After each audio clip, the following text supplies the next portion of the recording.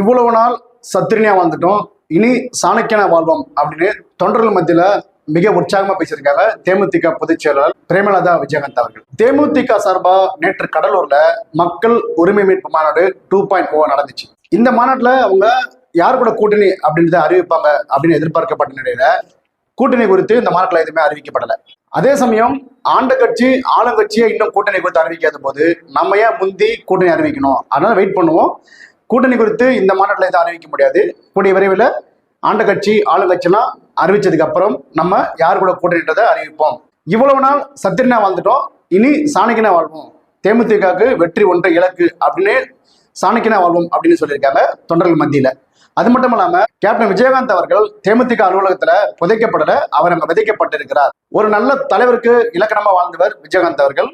யாருக்குமே அஞ்சாதவர், எல்லாத்தையும் துணிஞ்சு பேசக்கூடியவர், யாருக்குமே அஞ்சாதவர், வள்ளலா வாழ்ந்தவர், வாழும் போது வள்ளல் மாதிரி வாழ்ந்தவர், அடுத்த தலைமுறையை பற்றி சிந்தித்தவர்.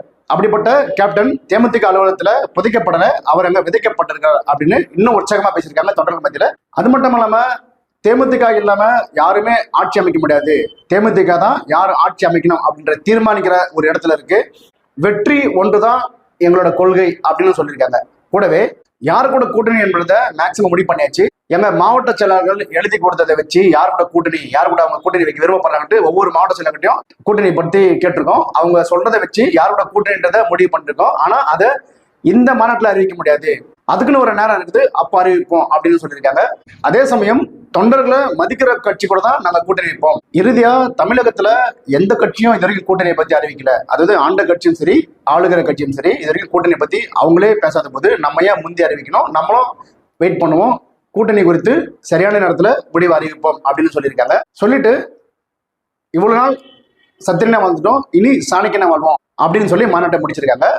இது கூடவே அந்த மாநாட்டுல சில முக்கியமான தீர்மானம் நிறைவேற்றப்பட்டது. அதுல 2 தீர்மானங்களா கேப்டன் விஜயகாந்த் அவர்களுக்கு பாரத ரத்னா விருது வழங்க வேண்டும் அப்படின்னு மத்திய அரசுக்கு ஒரு கோரிக்கையும், விஜயகாந்த் அவர்களுக்கு மணிமண்டபம் அமைக்க வேண்டும் அப்படின்ட்டு மாநில அரசுக்கு ஒரு கோரிக்கையும் உட்பட பல தீர்மானங்களை போட்டு நிறைவேற்றிருக்காங்க. சோ தேர்தலில் தேமுதிக யாரோட கூட்டணி என்பது இந்த மாநாட்டில் முடிவு தெரியும்னு சொல்லப்பட்ட நிலையில தை பிறந்தால் வழிபிறக்கம் அப்படின்னு சொல்லி கூட்டணி பேச்சுவார்த்தைக்கு தை பிறந்தால் வழிபிறக்கம் அப்படின்னு சொல்லி முடிச்சிருக்காங்க தேமுதிக பொதுச் செயலாளர் திருமதி பிரேமலதா விஜயகாந்த் அவர்கள்.